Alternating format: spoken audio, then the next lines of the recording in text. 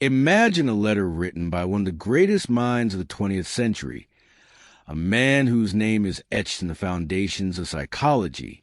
Yet this letter was locked away, hidden from the public, never cited in academic halls, never printed in collections of his works. For decades, it passed only in whispers, almost like a ghost drifting to the corridors of private archives. This was Carl Gustav Jung's forbidden letter, a text so dangerous to his reputation, so unsettling in its content, that he could not allow the world to see it. Why? Because it was not about archetypes or dream analysis. It was about death. More precisely, about what lies beyond it. Jung was not merely speculating, nor spinning a poetic metaphor.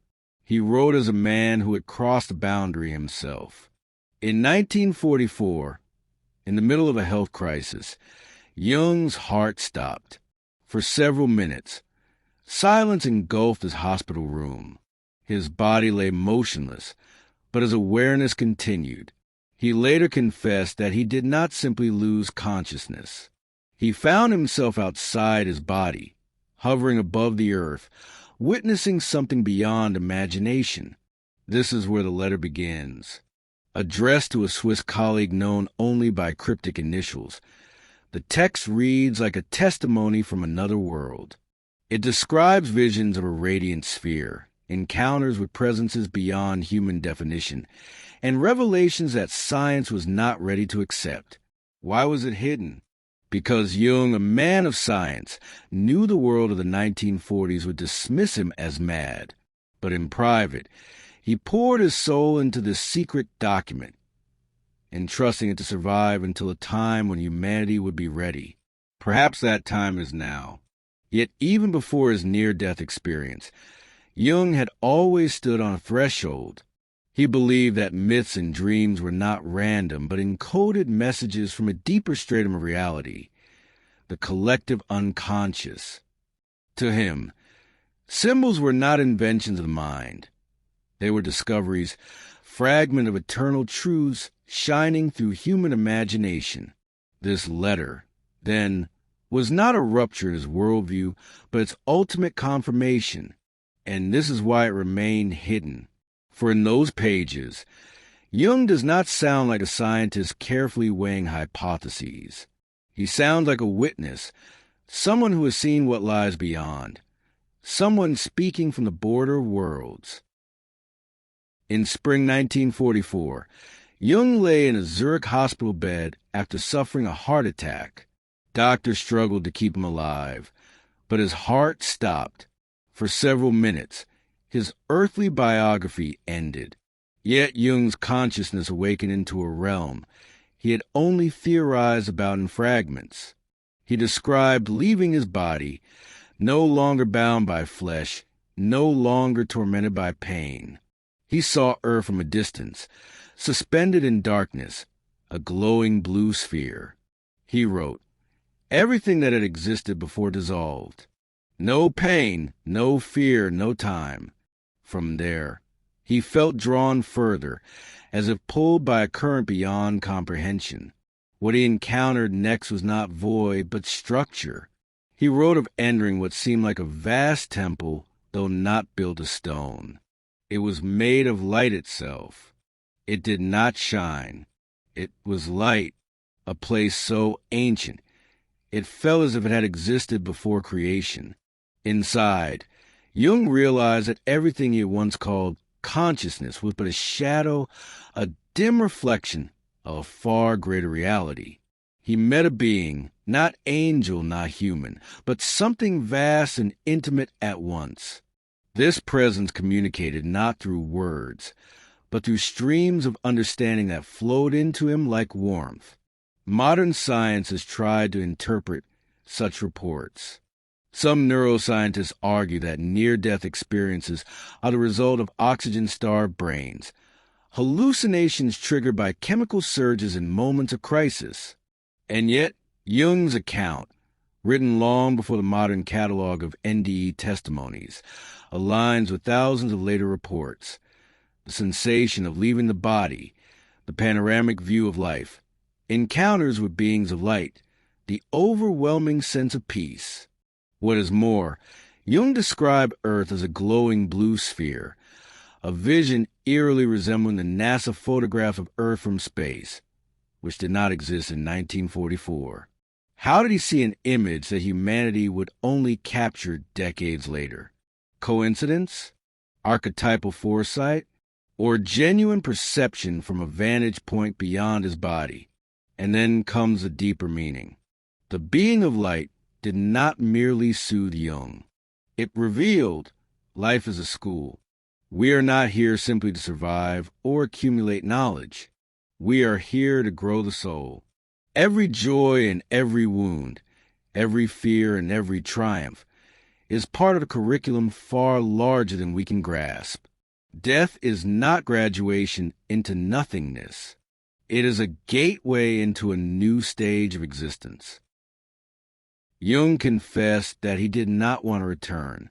The peace he felt there was unlike anything in earthly existence. Yet as he drifted deeper into this dimension, he was told, or rather, infused with the knowledge, that his time had not yet come. He still had a task on earth. But before his return, he was shown a revelation. He saw faces, some familiar, some not.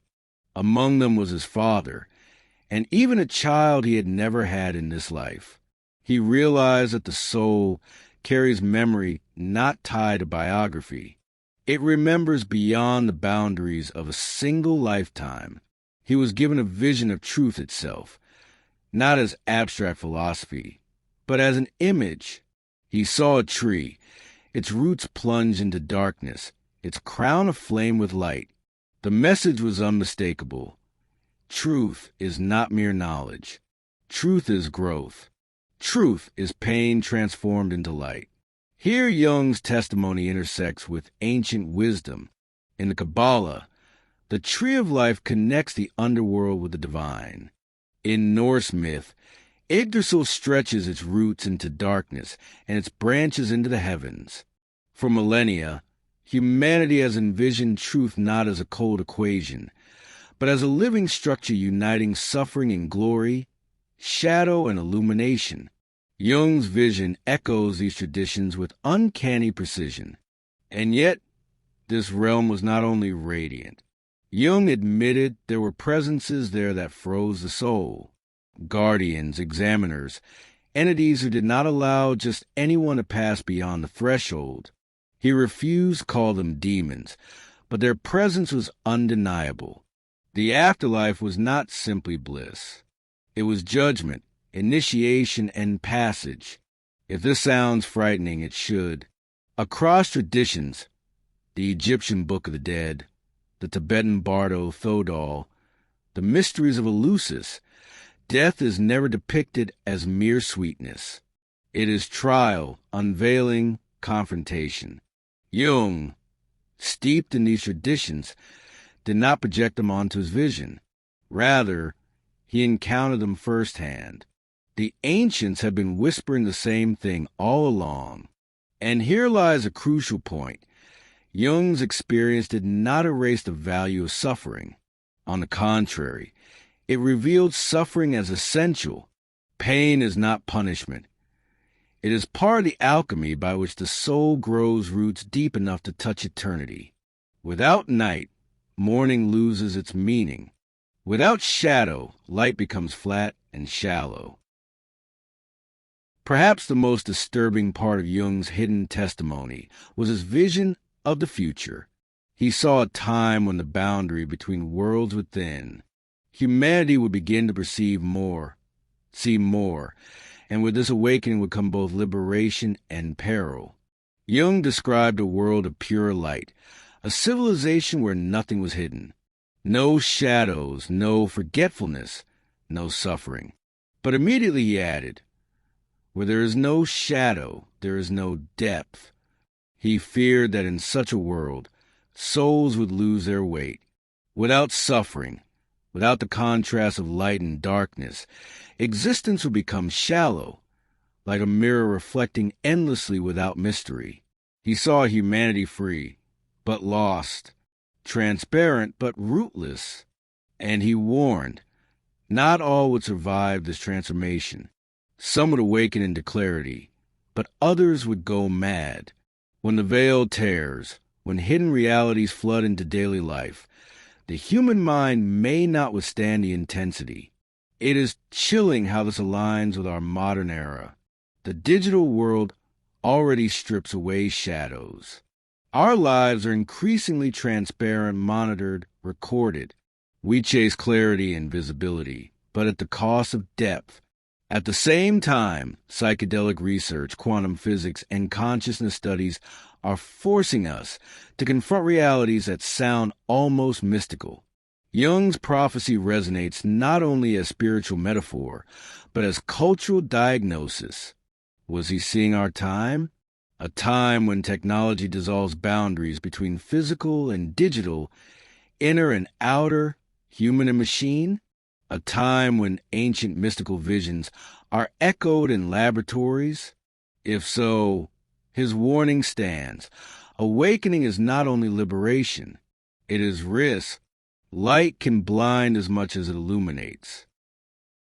In the last fragment of the letter, scribbled almost like a postscript, Jung left his most intimate confession. He wrote, "If you are reading this, it means you have already heard the call. Quiet like breathing in a dream, but unmistakable. Do not turn away. You will be guided." He knew this was not merely about him. It was about us. Every human being, at some point, experiences a crack in reality. Through illness, loss, a dream that lingers, or the unshakable feeling of a presence near us. Jung called these invitations the beginning of the path, and his final words strike like lightning. Truth is not knowledge. Truth is a meeting face to face, without masks, where all that is false burns away, and only what you have always been remains. Jung returned to life, but never as the same man. Outwardly, he continued his work, writing, teaching, counseling. But inwardly, he had already crossed the threshold. He began to weave fragments of his vision into his later books, encoded in symbols, archetypes, and myths. His true journal, he implied, was not written on paper.